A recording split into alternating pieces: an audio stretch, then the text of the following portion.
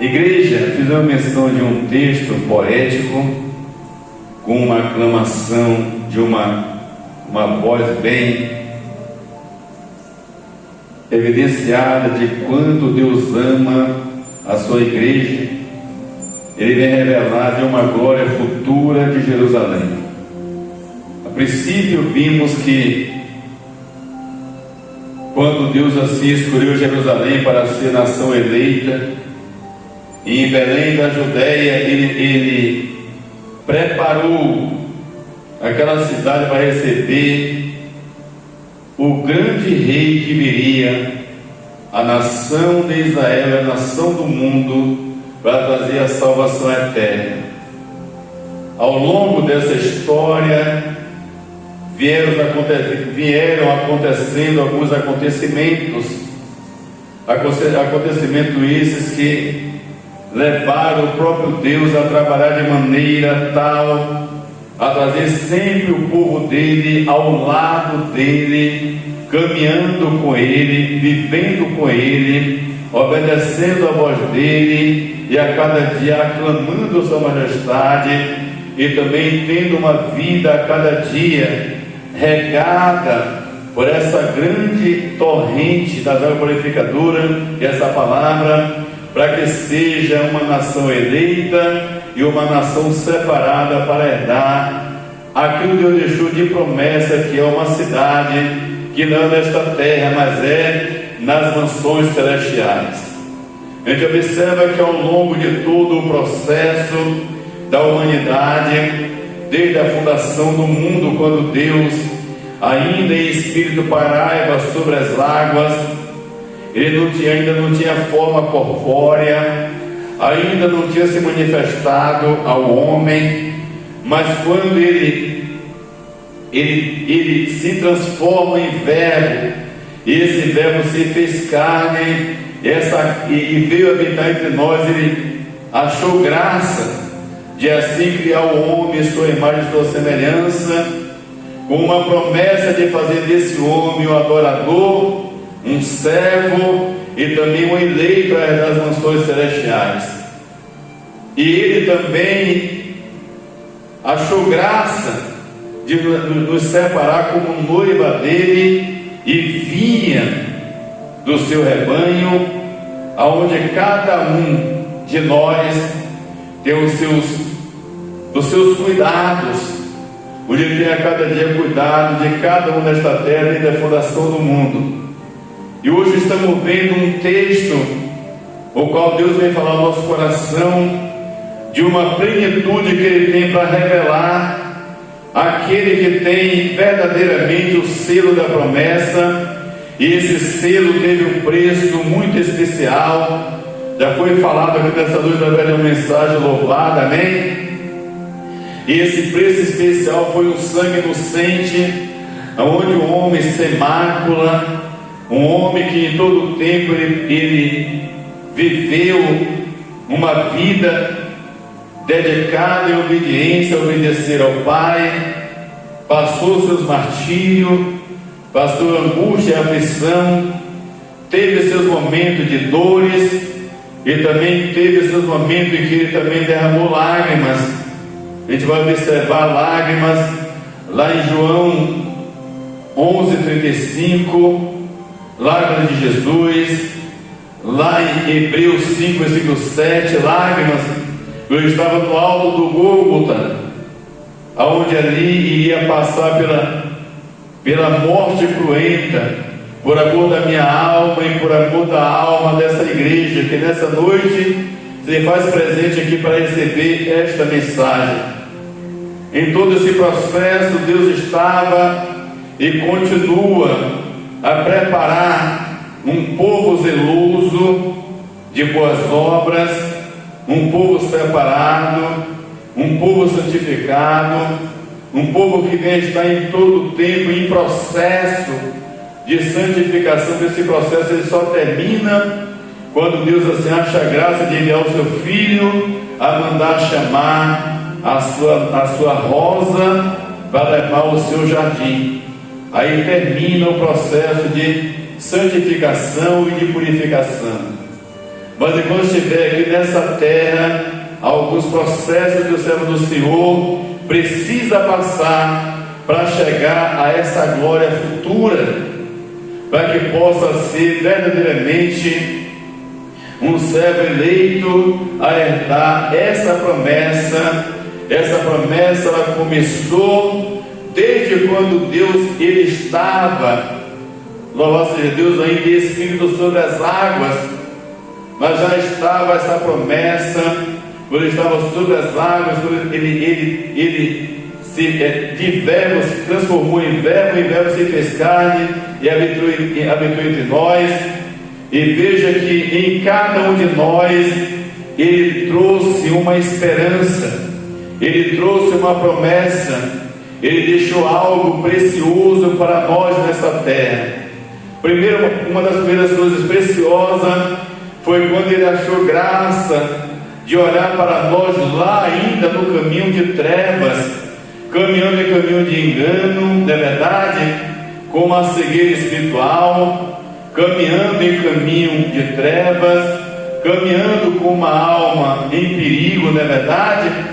De um dia morrer e não termos salvação, mas um dia ele achou graça de olhar para o nosso coração e de fazer uma obra maravilhosa em nosso coração e em nossa alma, em nosso espírito, fazer uma fecundação para nos gerar e nos fecundar um novo homem separado para servir, adorar e ser eleito dele, para um dia reinar com ele, com Cristo na glória.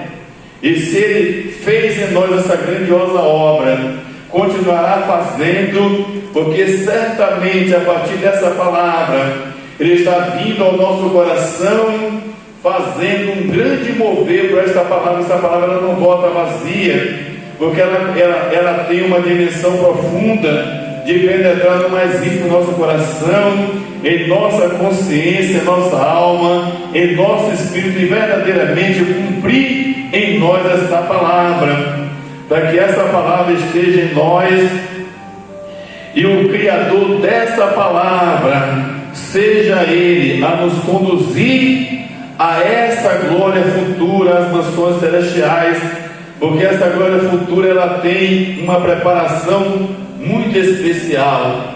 E essa preparação especial ela começa quando o nosso coração ela passa por uma grande efusão de transformação, onde há uma mudança de caráter, uma mudança de conduta, uma mudança de costume, uma mudança de hábitos e gestos que vem transformar o nosso coração em verdadeiros servos transformados para alcançarmos essa glória futura. É necessário frisar algo especial. Ainda temos alguns dias nessa terra, não é verdade? Ou se Deus vier nos buscar agora, não é verdade? Estaremos aonde? Nessa glória futura com Jesus Cristo, herdando essa grande mansão celestial. Mas ainda temos alguns dias para Deus vir cumprir essa palavra, não é verdade? Em nosso coração, e nos fazer por essa palavra verdadeiramente todo o projeto dele perfeito em nós. A gente sabe que a perfeição para entrar nas mansões celestiais não depende do homem natural. Quem produz essa perfeição chama-se o Consolador, que começou a boa obra, o chamado Espírito Santo de Deus, que é o arquiteto da criação de todo ser humano no céu e na terra. E Ele conhece cada um de nós em toda a área das nossas vidas, está sobre a palma das mãos dele. Cada gesto, dependência dele, atitude, ações, palavra, o que está em nosso coração, em nossa consciência, que a nossa candeia do nosso olho olha, está tudo patente aos olhos dele. Mas certo é que ele separou um povo zeloso, separou um povo separado, escolhido por ele, para que seja uma nação que venha participar dessa glória futura em Jerusalém. E essa glória futura, ela começa e ela um dia vai terminar. Tem aflição? Tem dores? Tem angústia? Tem frustrações? Tem decepções? Tem, mas nada se compara à glória futura que nos espera. O nosso amado irmão apóstolo Paulo, após ser fecundado, novo homem espiritual, depois de ser chamado de Saulo quando era perseguidor da igreja, mas Deus achou graça de fazer uma efusão tão profunda na vida de Saulo, que ele fez uma efusão e transformou Saulo em um Paulo. E o que foi que ele fez? Ele anulou o Saulo para gerar um Paulo fecundado por essa palavra e fazer de uma função celestial e também adorador e também ser servo para servir ao Deus vivo e Espírito da verdade e também ser também um eleito das funções celestiais. E essa palavra ela tem essa dimensão profunda de fazer em nós uma grande fecundação, ou seja, ela tem o poder de tirar algo que está em nós, precisa ser tirado no mais profundo da alma, no intelecto, em nosso espírito de homem carnal, para assim criar e fecundar em nós aquilo que se faz necessário pela perfeição dessa palavra, pela pureza dessa palavra que é refinada 7 vezes como ouro, amém? Para operar em nós essa grandiosa obra e nos fazer verdadeiros servos eleitos e também santificados para alcançarmos essa glória futura que nos espera, que é quando Jesus vier buscar a sua rosa para o seu jardim e possamos herdarmos na glória com Jesus Cristo. Amém? É necessário que durante o percurso terreno, a gente sabe que a gente, por sermos carnais, não é verdade? Existem momentos que o ser humano ele comete deslizes, não é verdade? Ou não? Lá do Sul chega a dizer que aquele que não tiver pecado, atire a primeira pedra, não é verdade? Mas nós olhando para quem? Para o atributo divino chamado misericórdia de Deus, pelo qual nós somos consumidos. Ele nos concede o que? Pelo seu Espírito Santo Consolador, uma oportunidade, não é verdade? De irmos à casa do oleiro quando erramos, a buscar dele uma reconciliação, não é verdade? Uma humilhação de coração arrependido, também de coração envergonhado diante do Senhor. Queremos nos envergonhar diante dos nossos atos, e a partir daí buscar dele uma nova geração e trazer e pedir que ele venha renovar em nós aquela aliança do primeiro amor e nos trazer de volta ao seu amor e nos trazer a esperança da nova glória que nos espera na Nova Jerusalém, nas mansões celestiais, e possamos alcançar dele essa grande dádiva divina. Sabemos, irmãos, que a nação de Jerusalém teve os seus delícias, a gente observa que esse profeta, ele foi chamado com uma missão muito especial, até porque ele teve a missão de proclamar a vinda desse Salvador 700 anos antes da vinda de Cristo. E ele vai proclamar essa vinda a um povo de coração endurecido, de coração pertinaz, de coração rebelde, de coração totalmente voltado às coisas da idolatria, do paganismo da época de Jerusalém, quando o povo entra no estado de corrupção e deixa a lei do Senhor e começa a colher algumas consequências, e essas consequências ela precisou ser aplicada um juízo, para depois do juízo Deus vir com uma restauração e trazer a esperança de uma glória futura da Nova Jerusalém, depois que Deus veio tratar a alma, o espírito e a consciência do homem que caiu na natureza do pecado. Mas foi o que Deus fez? Permitiu um tempo de cativeiro. E quando a gente fala de cativeiro, quando Deus leva uma nação ao cativeiro, ou um servo do Senhor ao cativeiro, vai levar uma nação inteira, ou vai levar um servo do Senhor, ou uma igreja inteira, porque Ele é soberano. A um cativeiro, certamente Ele vai fazer o quê? Uma obra redentora em nossa natureza humana, porque a natureza humana ela é obstinada a tudo aquilo que traz prazer para a carne, não é verdade? O homem pratica algumas corrupções, é verdade ou não é? O homem sai do plano perfeito de Deus, não é verdade? Para viver algum dia no seu deleite. Por esse dia do seu deleite ele vai colhendo algumas consequências, e Deus vai sendo permissivo a essas consequências. Só que chega um tempo que Deus vai trabalhar para trazer de volta aos braços, ao rebanho dele, que ele quer ver a sua ovelha caminhando lado a lado com ele, e vivendo as suas promessas, e vivendo a esperança dessa nova glória, que é uma promessa de Deus sobre a sua igreja. E a gente entende que Deus ele é zeloso pela sua palavra, e compreendemos também, por ele ser zeloso, ele precisa fazer uso da sua palavra para poder conduzir-nos nós a cada dia ao seio do seu amor, ao seio da sua comunhão, ao seio de uma intimidade relacional com ele.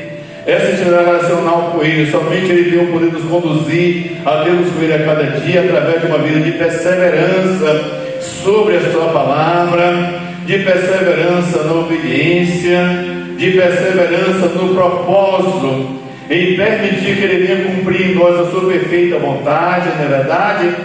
É uma área que muito sofre, que muito não aguenta. Às vezes, quando Deus quer provar desse tamanho, ele já quer buscar outro caminho, deixar o caminho de Deus. Mas Deus quer trazer uma glória futura, que Ele conhece cada um de nós, não é verdade? Se a gente for entrar lá em Salmo 51, aonde foi nós fomos formados, como foi nós fomos concebidos, não é verdade? Em pecado. Então já veio uma legalidade desde o ventre da madre, e esse pecado precisa ser tratado em nossa alma. Quem entende que é assim? E a gente sabe que o gênio do ser humano carnal, ele é um gênio que ele é propício a muitas práticas que abominam aos olhos do Senhor. E às vezes por um deslize, um frai de segundo, você desliza e você comete um ato. E nesse ato você comete um pecado. E nesse pecado você precisa ser tratado. Porque Deus quer o quê? Uma igreja voltada a caminhar com Ele lado a lado. Eu obedeço essa palavra, para que Ele venha ter a cada dia uma vida debaixo das promessas, uma vida a cada dia alimentada pela sua graça, por essa virtude, essa unção, e uma vida dirigida por Ele, por toda a sabedoria, entendimento, temor, obediência, reverência, também uma aclamação de louvor com o nosso testemunho, aonde Deus assim nos permitir pisar nossos pés, e assim possamos sermos também na mão dele, um testemunho para que o mundo possa ver a diferença em nós do que serve e do que não serve. E às vezes em um lugar onde você está somente em vidas ímpias, você está ali como luz, acontece tal situação, e Deus vai te direcionar com uma palavra de sabedoria. Nessa palavra de sabedoria você vai mudar aquele cenário, que essa palavra, quando sai da sua boca, não é você que fala, mas quem fala é o Consolador, arquiteto da sabedoria, arquiteto da ciência, que nos leva a pronunciar a palavra no tempo e na hora certa, e Deus muda uma história e traz uma bênção para aqueles que ouvem essa palavra. Quem crê que Deus faz isso? Amém? E essa palavra hoje nos está trazendo ao nosso coração uma manifestação da presença, da graça, da presença, da unção, da virtude. Está também nos demonstrando a perseverar nessa promessa, para que possamos ter uma vida perseverando nessa promessa. A igreja de Deus é uma noiva, e a noiva precisa estar como? Com vestes alvas, como a dele. Quem é que lava as nossas vestes? Essa palavra a cada dia. Mas tem o que? O nosso sacrifício, não é verdade, igreja? Nossa consagração, nosso jejum, não é verdade? Nosso tempo separado para poder alimentar desse pão vivo aqui, que é essa palavra. A cada dia você vai se alimentando, ela vem produzir em nós uma mudança interna, de dentro para fora, e vai fecundando o verdadeiro homem preparado para verdadeiramente ser a glória futura da Nova Jerusalém. Amém? Quem nessa manhã recebe essa palavra? Amém? Que Deus abençoe a igreja. Amém? Que eu não soube expressar, os que Deus continue falando com a igreja em nome de Jesus. Amém?